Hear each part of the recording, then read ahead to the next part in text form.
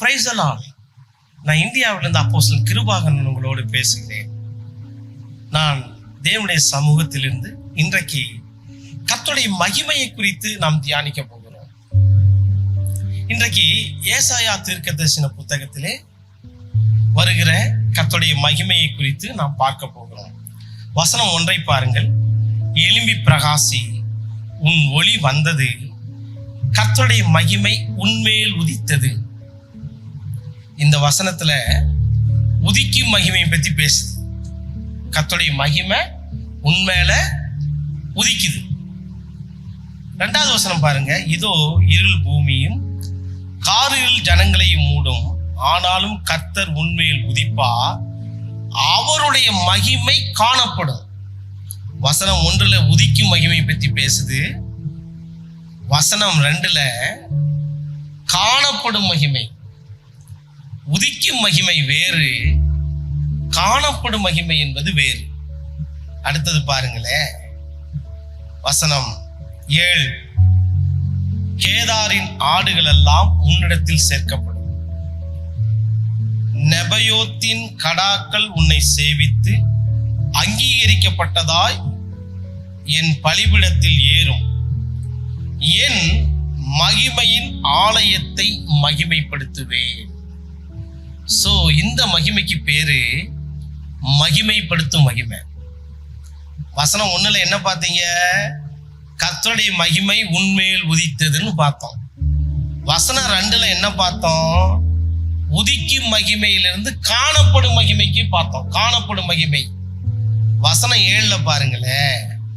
என் ஆலயத்தை மகிமைப்படுத்துவேன். இந்த மகிமைக்கு பேரு மகிமைப்படுத்தும் மகிமை. சொல்லுங்க பார்க்கலாம். 1, கர்த்தர் உன்மேல் உதிப்பார், கர்த்தருடைய மகிமை உன்மேல் காணப்படும். காணப்படும் மகிமை. அடுத்த வசனம் 2 காணப்படும் மகிமையிலிருந்து, இந்த உதிக்கும் மகிமையிலிருந்து காணப்படும் மகிமைக்கு வரும். வசனம் 7 என் ஆலயத்தை மகிமைப்படுத்தும் மகிமை. சரிங்களா? இப்ப 13வது வசனம் பாருங்க. அதாவது ஓகே, 13வது வசனம் பாருங்க.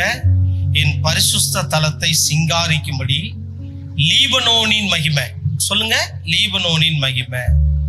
தேவதரு விருட்சங்களும் பாய்மர விருட்சங்களும் புன்னை மரங்களோடு கூட உன்னிடத்திற்கு கொண்டு வரப்படும், என் பாதஸ்தானத்தை மகிமைப்படுத்துவேன். இந்த வசனத்துல பாருங்க 2 மகிமை சொல்லியிருக்கு. 1 லீபனோனின் மகிமை. வசனம் கடைசியில பாருங்க, என் பாதஸ்தானத்தை மகிமைப்படுத்துவேன். அப்ப லீபனோனின் மகிமை என்பது வேறு, பாதஸ்தானத்தை மகிமைப்படுத்தும் மகிமை என்பது வேறு. சரிங்களா? இது என்ன மகிமை? 2 மகிமை. முதல்ல வசனம் என்ன பார்த்தோம்?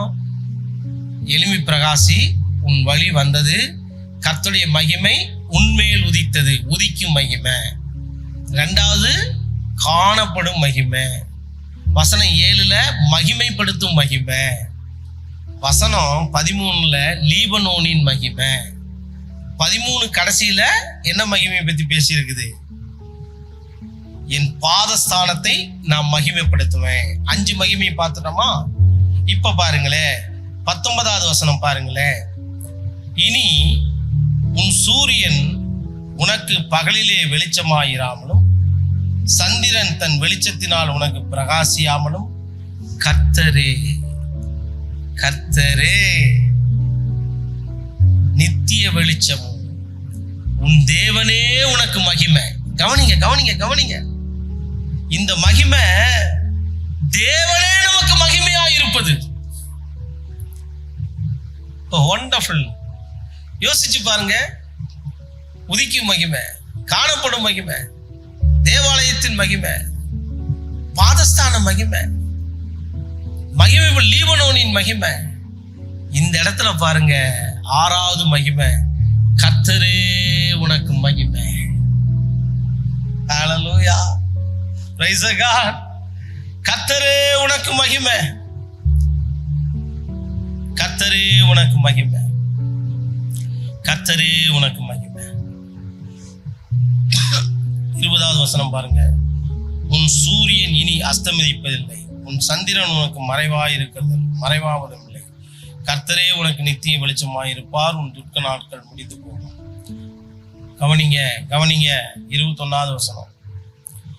உன் ஜனங்கள் யாவரும் நீதிமான்களும், என்றென்றைக்கும் பூமியை சுதந்திரித்துக் கொள்ளும் குடிகளும், நான் நட்ட கிளைகளும், நான் மகிமைப்படும்படி என் கரங்களின் கிரியைகளாயிருப்பார். அப்ப கரங்களின் கிரியாகிய மகிமை சொல்லுங்க பார்க்கலாம். என்னென்ன மகிமை? வசனம் 1ல என்ன பார்த்தோம்? கர்த்தரே உன்மேல் உதிப்பார்.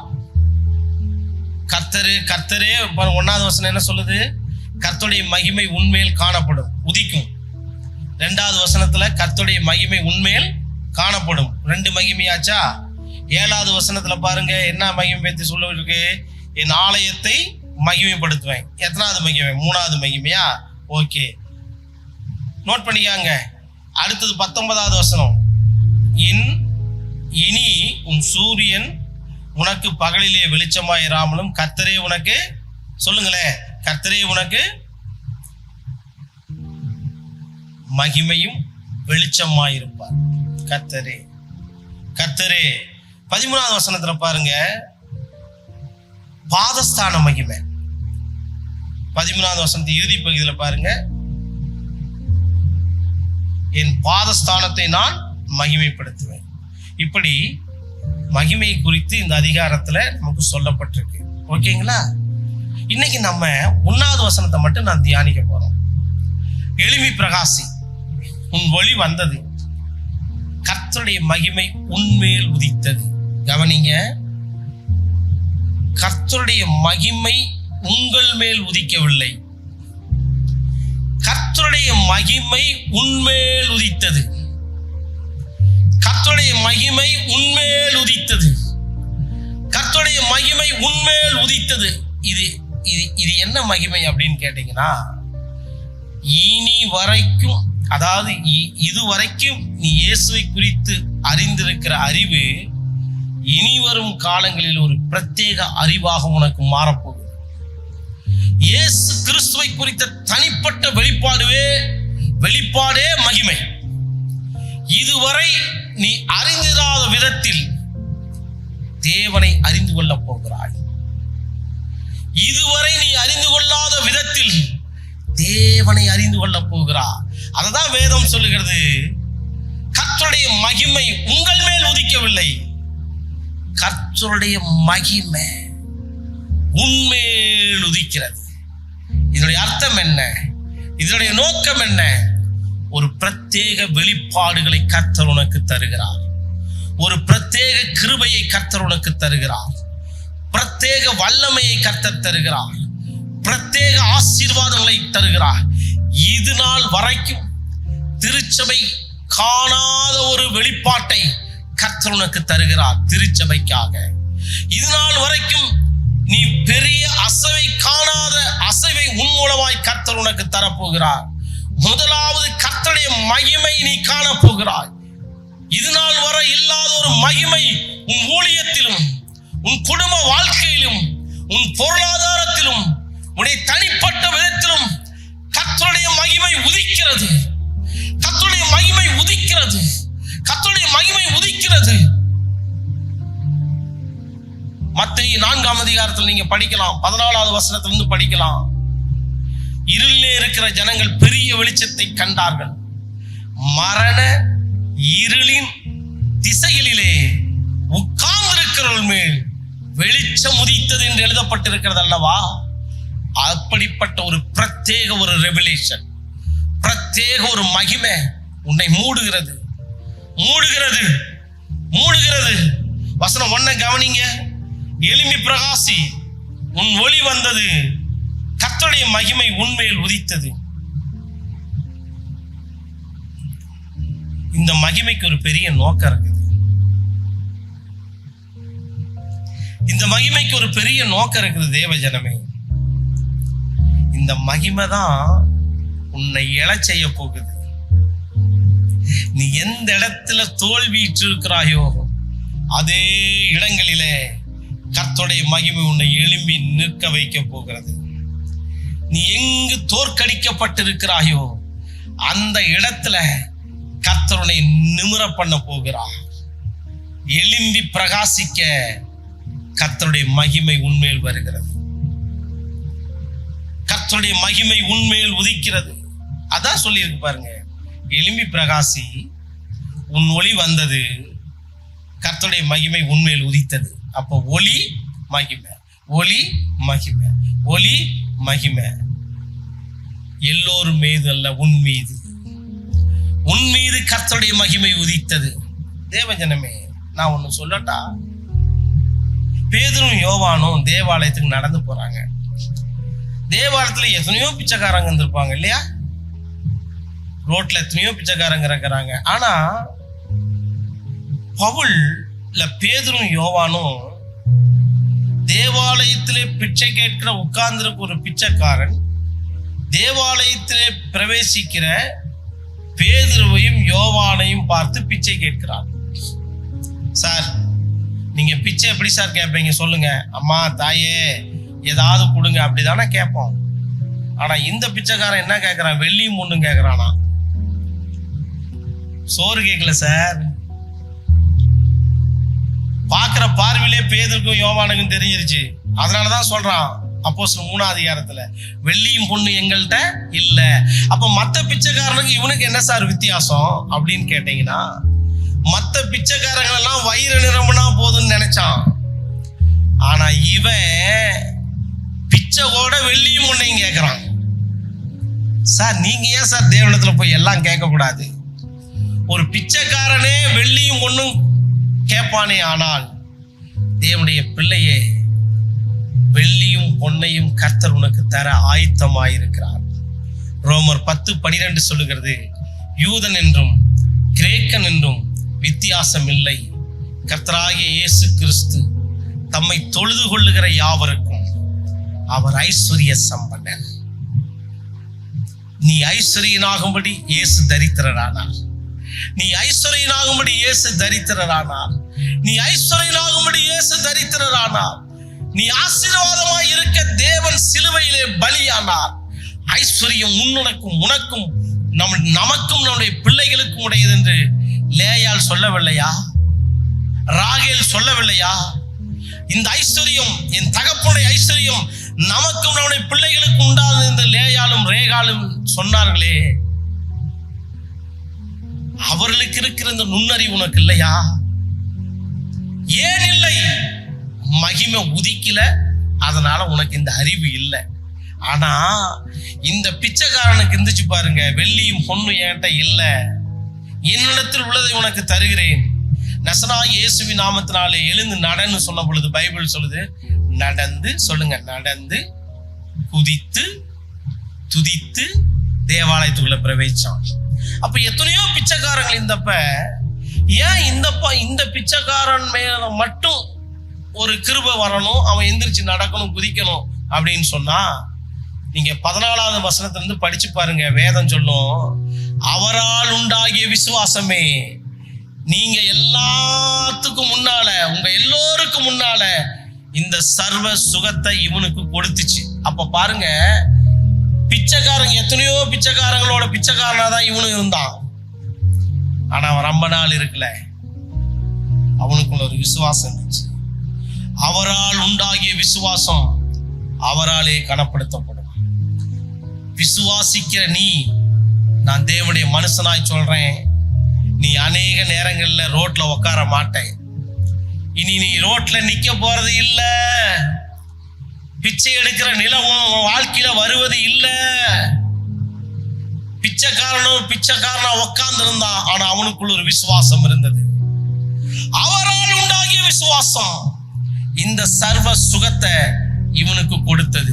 தேவனுடைய பிள்ளையே, ஒன்றை நீ புரிந்து கொள், ஒன்றை நீ விளங்கிக் கொள், அதுதான் கர்த்தருடைய மகிமை. கர்த்தருடைய மகிமை உன்மேல் உதித்தது. பாருங்க, அந்த ரெவலேஷன் அவனுக்கு சுகத்தை கொண்டு வந்தது. ரெவலேஷன் அவனை பிரகாசிக்க வச்சது. சங்கீதம் 27:10 சொல்லுது, உன் தகப்பனும் உன் தாயும் உன்னை கைவிட்டாலும் கர்த்தர் உன்னை சேர்த்துக் கொள்வார். தேவன் உன்னை மறந்து விடுவாரோ? தேவன் உன்னை நினையாமல் இருப்பாரோ? எபிரேயர் 6ஆம் அதிகாரம் 10-11 வசனங்கள் சொல்லுகிறது, அன்புள்ள பிரயாசத்தை மறந்து விடுவதற்கு தேவன் அநீதிக்காரர் அல்ல.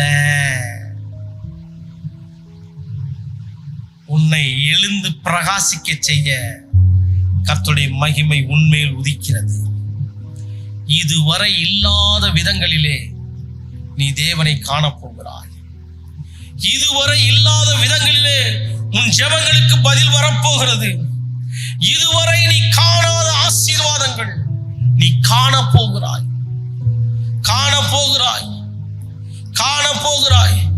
எத்தனையோ ஸ்திரீகள் யோவான் 4ஆம் அதிகாரத்தில் உண்டு. சமரியா பெண்ணிடத்துல கர்த்தர் பேசினாராம்.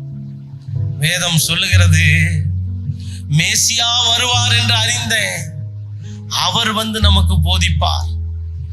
அவள் யார்? அவள் காலத்திலே அவள் மேசியாவை எதிர்பார்த்து கொண்டிருந்தாள். மேசியாவை குறித்த ஒரு நுண்ணறிவு இருந்தது. மேசியாவே வந்து அவரோடு பேசினார். தேவ ஜனமே, கர்த்தருடைய மகிமை உன்னை அடுத்த கட்டத்துக்கு அழைக்கிறது. தேவனை அறிகிற அறிவுக்கு. யோவான் 17:3 சொல்லுகிறது, ஒன்றான மெய் தேவனாகிய உம்மையும் உம்முடைய குமாரனாகிய கிறிஸ்துவை அறிகிற அறிவே நித்திய ஜீவன். அவரை அறிகிற அறிவிலே நான் உலகத்தின் எல்லா காரியங்களும் கடந்து போகிறோம். இந்த உலகத்திலே தோல்விகள் நம்ம வாழ்விலே இல்லை. காரணம் 2 கொரிந்தியர் 2ஆம் அதிகாரம் 14வது வசனம் சொல்லுகிறது, ஜெயம் கொடுக்கிற தேவனுக்கு மகிமை உண்டாவதாக. எங்களை எப்பொழுதும் வெற்றி சிறக்க பண்ணின தேவன் என்று வேதம் சொல்லுகிறது. சங்கீதம் 41:11 சொல்லுகிறது, சத்துரு என்மேல் ஜெயம் கொள்ளாததினால் நீர் என்மேல் அன்பா இருக்கிறீர் என்பதை நான் அறிந்து கொண்டேன். நெருக்கத்தில் இருக்கிற கர்த்தருக்கு விசாலத்தை உண்டாக்குகிறார். கர்த்தருடைய மகிமை அதை செய்யும். அதுதான் வேதம் சொல்லுகிறது, கர்த்தருடைய மகிமை உன் மீது காணப்படும். உன் ஜெபத்துல கர்த்தருடைய மகிமை நீ பார்க்க போகிறாய். உன் ஊழியங்களிலே இதுவரை இல்லாத மகிமையை பார்க்க போகிறார். உன்னுடைய பண காரியங்களிலே இதுவரை இல்லாத ஒரு மகிமையை பார்க்க போகிறார். கணவன் மனைவி உறவுகளிலே, குடும்ப உறவுகளிலே இதுவரை இல்லாத ஆசீர்வாதங்களை கர்த்தருக்கு கட்டவிழ்க்கிறார். அதற்குத்தான் கர்த்தர் தனது அறிவாகிய ஒளியை, தமது மகிமையாகிய ஒளியை உன் மீது வரப்பண்ணுகிறார். எனவேதான் வேதம் சொல்லுகிறது, எழும்பி பிரகாசி, உன் ஒளி வந்தது, கர்த்தருடைய மகிமை உன்மேல் உதித்தது. உதிக்கும் மகிமை, பிளாஷ் ஆகும் மேல கர்த்தருடைய மகிமை. நாம் ஜெபம் செய்வோமா? கிருபை நிறைந்த கர்த்தாவே, இவர்களை நான் ஆசீர்வதிக்கிறேன். இவர்கள் ஊழியங்கள், இவருடைய குடும்பங்கள், இவருடைய தனிப்பட்ட வாழ்க்கை இதுவரை இல்லாத விதத்தில் தேவனை அறிந்து கொள்ளத்தக்கதாக கிருபை செய்தரணும். இயேசு கிறிஸ்துவின் நாமத்தில் ஜெபிக்கிறேன். ஆசீர்வதியும் பிதாவே. ஆமென், ஆமென். கர்த்தர் தாமே உங்களை ஆசீர்வதிப்பாராக.